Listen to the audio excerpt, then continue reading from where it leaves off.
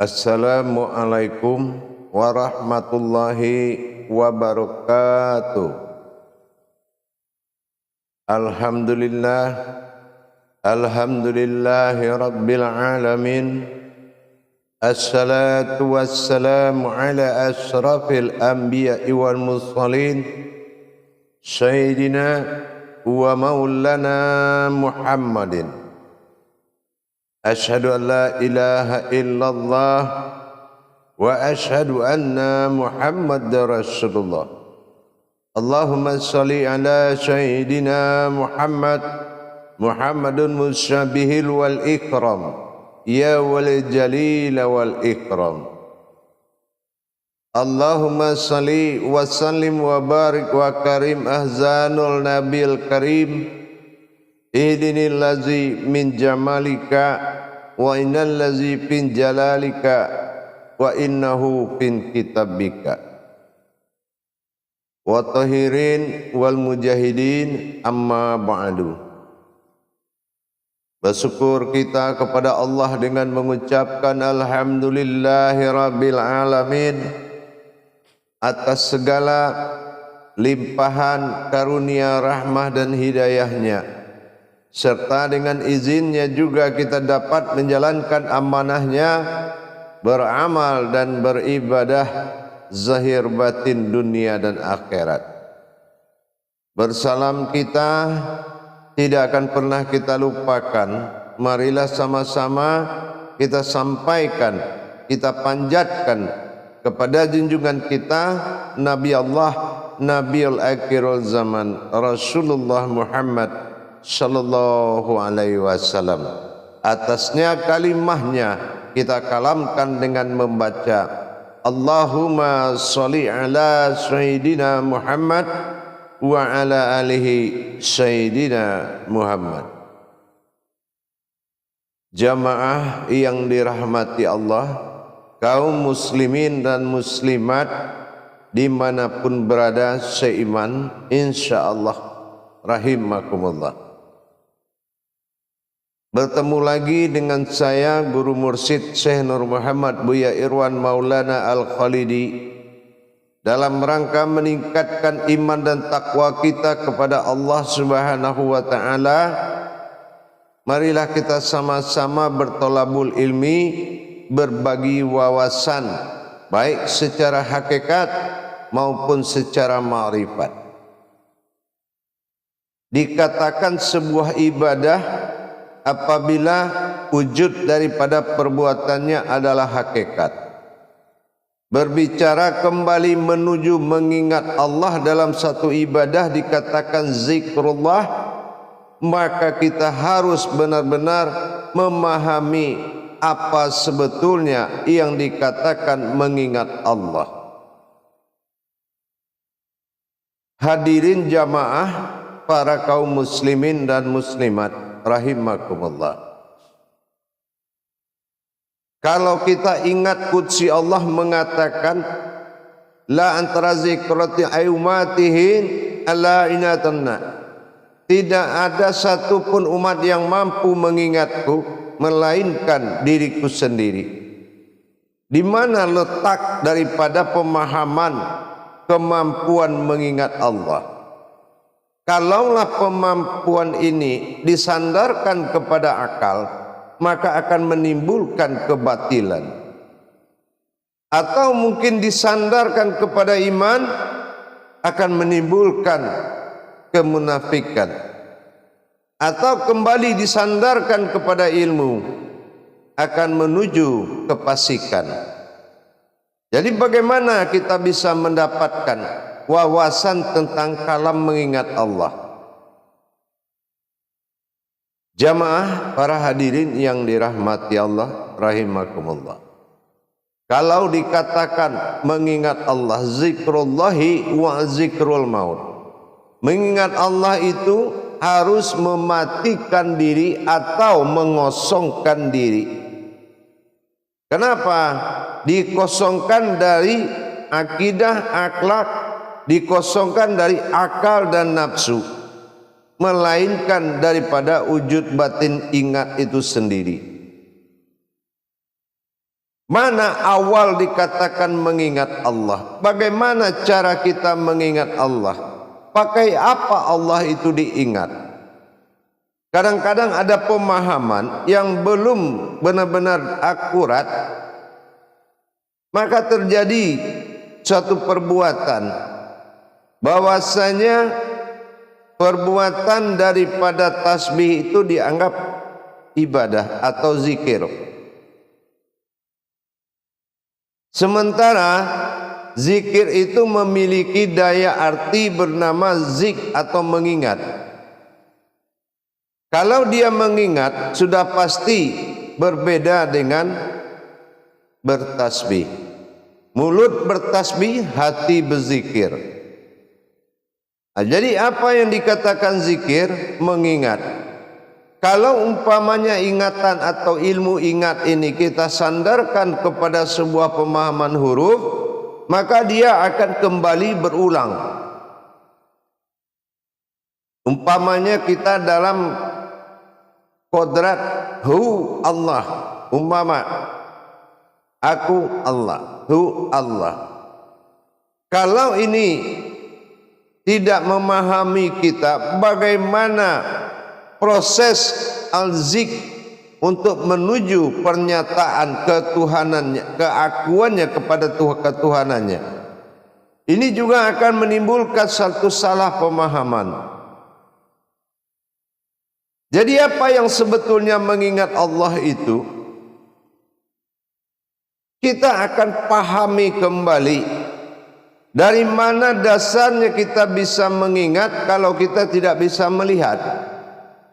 Terus, apakah kita harus melihat Allah? Bukan. Apa harus bertemu dengan Allah?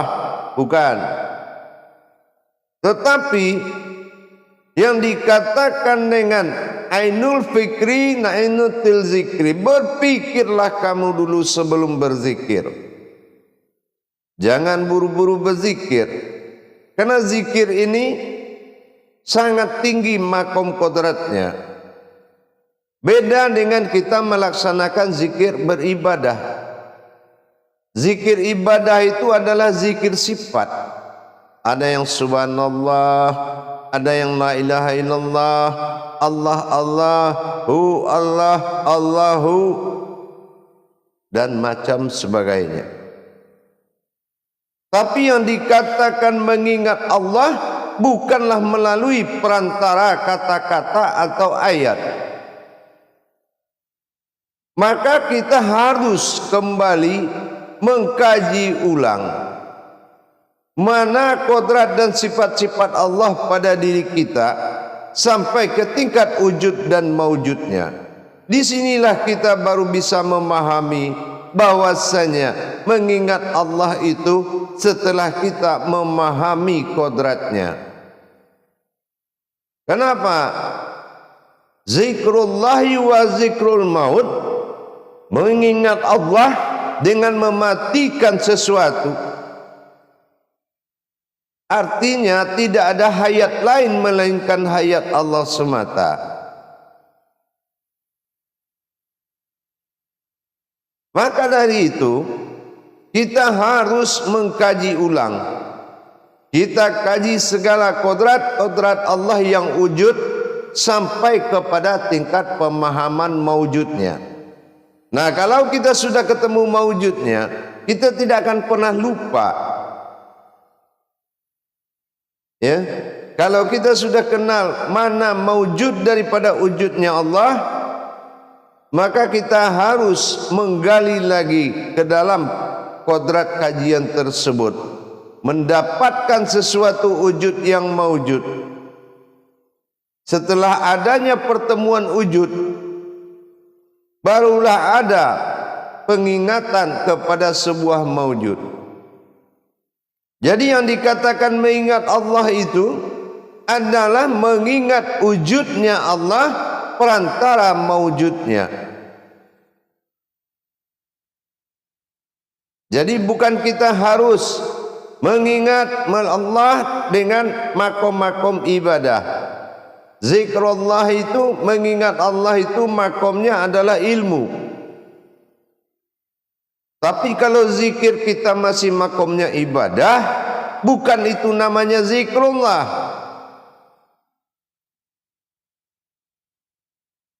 Hadirin jamaah yang dirahmati Allah. Memang kalau kita dengar mengingat Allah itu mudah, zikirlah. Tetapi kalau kita lari kepada sifat kenyataan, apa yang harus diingat? Pakai apa kita mengingatnya? Inilah yang dimaksud dengan kajian diri tadi. Jadi kalau mengenal Allah atau mengingat Allah, duluan mana mengingat daripada mengenal? Lebih dulu mengingat. Kenapa? Dia akan menyusul pengenalannya setelah kita diceritakan oleh seorang ulama, seorang guru tentang sebuah kejadian wujud. Kejadian wujud inilah yang membuat kita mengingat daripada kejadian tadi. Kalau kejadian tadi adalah Allahu Allah, maka kejadian inilah yang menjadi ingatan. Bukan kita fokus kepada huruf yang diulang atau kata yang diulang, tapi fokuslah kepada perjalanan yang dikaji tersebut sehingga menjadi suatu ingatan. Inilah zikir. Kalau kita belum tahu sejarahnya, kodrat apa yang harus kita kaji? Tiba-tiba kita tidak tahu sejarahnya, hanya mengulang-ulang daripada kalamnya, itu bukan zikir. Nah, maka pekerjaan begitu itu dinamakan witir, karena dia sudah mengulang, baik dalilnya itu tersirat, baik dalilnya hakikat, tetap aja makomnya witir.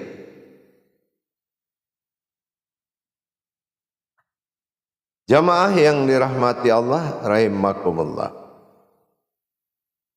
Mengingat Allah dengan kita mengenal lebih jauh. Kita mengenal potensi Allah dalam diri kita. Kita kenal wujudnya. Kita kenal mawujudnya. Kita kenal zatnya. Karena kita kenal sifatnya. Maka daripada itu, setelah kita mengenal dan memahami dalam pengenalan ma'rifatullahnya, maka berlakulah zikrullahnya. Di mana berlaku zikrullahnya? Zikrullah ada dalam makom pengenalan ma'rifatullah, ada dalam makom pengenalannya. Kita percontohkan dengan wujudnya Allah pada batin, mewujud Muhammad pada rohani, nyata Adam pada jasad. Berarti untuk kita mengingat Allah sudah mendapatkan kodrat-kodratnya. Secara batin berkodrat pada nyawa, secara zatnya Allah berkodrat pada rohani, dan secara nurullah berkodrat pada nurani. Inilah makom jasad. Jadi dengan kita ingin mengingat potensi kodrat, apapun kodrat-kodrat yang akan kita tafakurkan dan kita ingat, terlebih dahulu kajilah wujudnya yang dulu, wujudnya semata, wujud daripada yang akan dizikirkan. Kalau kita tidak mengenal wujud yang akan dizikirkan, lantas yang mau diingat itu apa? Jadi tidak mudah dikatakan dengan mengingat Allah, berzikir kepada Allah, belum tentu bisa jadi dia berzikir kepada zatnya, bisa juga pada sifatnya, bisa juga bertasbih, belum tentu juga berzikir, tapi semua dianggap berzikir. Ini sebuah kekeliruan besar, bahwasan tidak beda, tidak bisa umat itu membedakan mana yang bertasbih dan mana yang berzikir. Dikatakan berzikir setelah ayat itu lebur menjadi kauli, kauli lebur menjadi munajat, munajat lebur jadi marifat, marifat mewujud dalam kauniyah, kauniyah muncul dalam arasnya Allah. Aras itu yang akan membuka suatu kejadian. Maka kita sudah bisa mengingat kejadian berlandaskan huruf yang akan diwitirkan. Jadi tidak mudah jemaah. Zikrullah, mengingat Allah itu tidak mudah. Semuanya butuh peleburan supaya sampai menjadi sebuah ingatan. Contoh kita umpamakan tulisan Allah. Alif lam lam ha. Kita ingin berzikir, mengingat Allah, kita pakai namanya. Tapi kita tidak kaji dulu. Namanya ini menuju diri siapa? Dirinya apa diri kita? Husna. Aku sinas manusia. Na adalah keakuan kepada manusia. Berarti kalau kita ingin mengingat zahirnya, kita tidak susah-susah lagi untuk bertajali dalam huruf, tapi justru kita bertajali dengan kodratnya Allah Subhanahu wa ta'ala. Jadi kita sudah tahu kodratnya. Nah, kodrat ini dia punya jabariyah atau sejarah. Nah, sejarah ini yang akan menjadi suatu pandangan di dalam berzikir.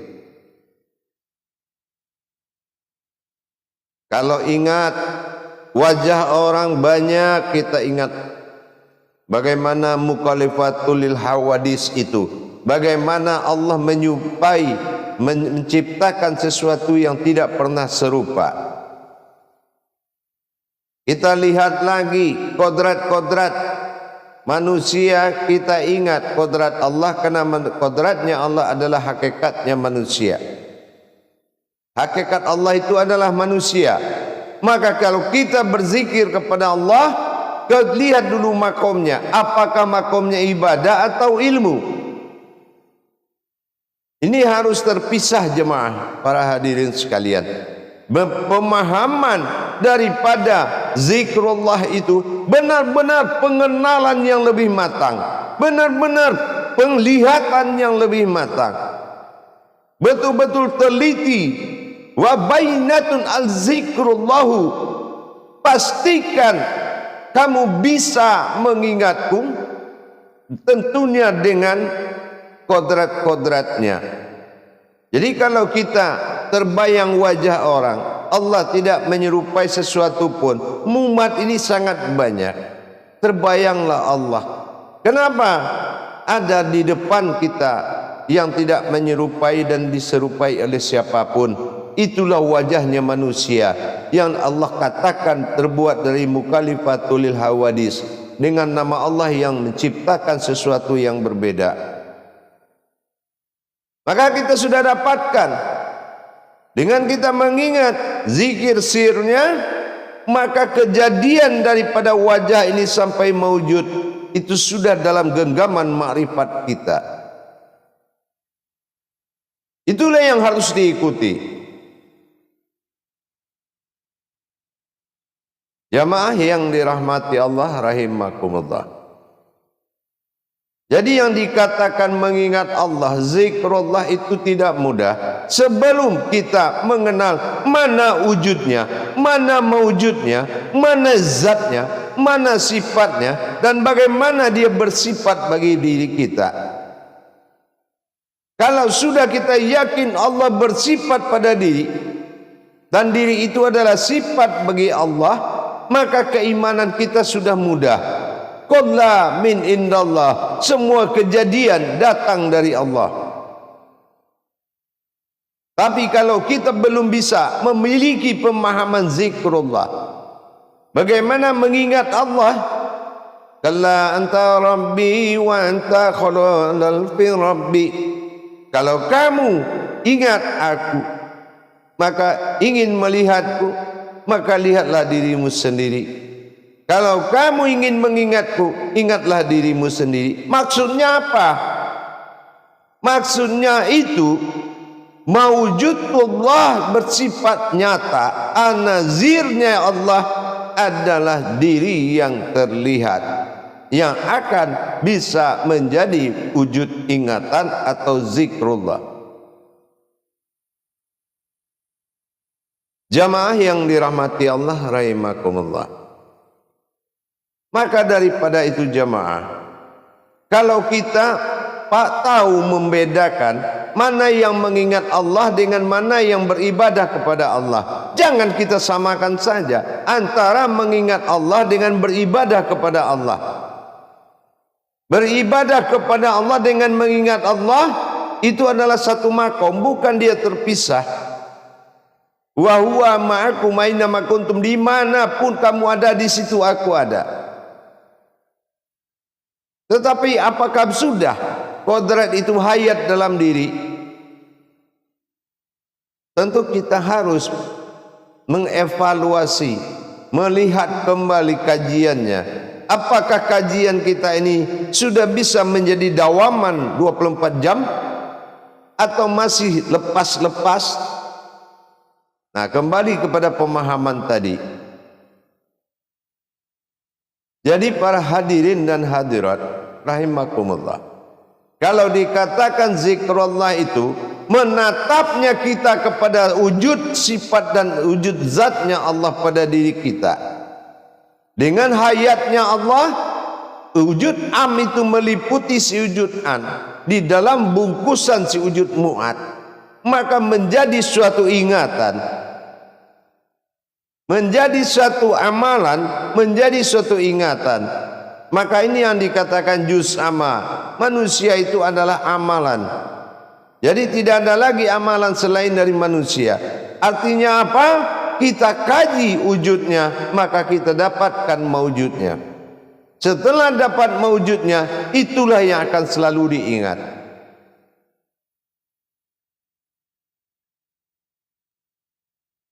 Alhamdulillah para jemaah sekalian, dengan kita meningkatkan iman dan takwa kita, bahwasanya mengulang-ulang ayat atau huruf itu hukumnya witir. Tapi untuk luput di dalam ketentuan dan kodrat Allah itu dinamakan dengan zikir. Inilah yang dikatakan fana dan kusuk. Fana tidak akan menjadi kusuk, kusuk tidak akan pernah menjadi fana, tapi dalam perbuatannya sama. Inilah yang dikatakan makom. Hadirin jamaah yang dirahmati Allah rahimakumullah. Insyaallah dengan kita tingkatkan iman dan takwa kita kepada Allah Subhanahu wa taala, kita tingkatkan kembali pemahamannya, kita tingkatkan kembali dari kajiannya, agar apa? Agar mudah dimengerti, bukan bertambah sulit tetapi semakin mengerti. Maka dari itu semua jamaah rahimakumullah, kalau kita hanya melakukan zikir yang bersifat ibadah, makomnya sudah pasti dalam naungan hadis Rasulullah sallallahu alaihi wasallam. Tapi kalau kita sudah mengkaji wujud daripada sifat dan zatnya Allah dalam diri, maka ini akan menjadi suatu pandangan, landasan pandangan dari sekalian umat untuk bisa memahami dan mengikrarkan diri kepada Allah layaknya sewujud umat dan sewujud Tuhan. Untuk itu para jemaah sekalian, mari kita berlomba-lomba dalam kebaikan. Fastabiqul khairat. Bagaimana supaya kita bisa meningkatkan iman dan takwa kita kepada Allah? Tentunya dengan mengkaji ilmunya, tentunya dengan mengkaji sifat-sifat Allah bagi diri kita, agar memudahkan kepercayaan guru kita bisa penuh kepada kita dengan kita bersungguh-sungguh dan yakin akan perbuatan Allah terhadap diri kita. Jangan hanya perbuatan kita yang kita yakini, tapi yakinlah perbuatan Allah itu pasti berwujud baik ke sebuah kebaikan. Jamaah yang dirahmati Allah rahimakumullah. Jadi kalau dikatakan zikrullah, bermusyahadahnya kita kepada kodrat-kodrat Allah dalam diri kita. Kalau kita sudah menjadikan diri sebagai patokan kaji, maka Allah akan buka kebenarannya, Allah akan perlihatkan kebenarannya. Kenapa? Karena memang bidalihi marifatul haq fil ilmi, kebenaran sebuah kodrat ilmu itu adalah kebenaran yang tertinggi di jalan Allah.